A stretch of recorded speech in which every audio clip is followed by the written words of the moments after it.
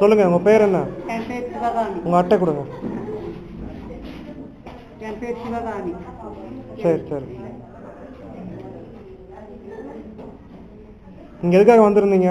நான் கால் புண்ணு ஜாஸ்தி ஆகிடுச்சு. சரி. மொழி ஜாஸ்தி வந்தது. சரி சரி. தீவு ரத்தம் அப்படியே போகும். சரி. இங்கே வந்து தான் எனக்கு நல்லா இருந்தது. உங்களுக்கு முதல்ல சுகர் இருந்தது இல்லையா? சுகர் பிபி ரெண்டு இருக்குது.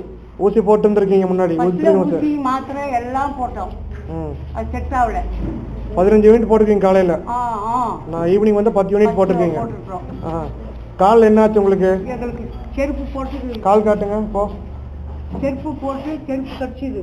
சரி. எந்த கால்? இந்த விரல் சந்தில்.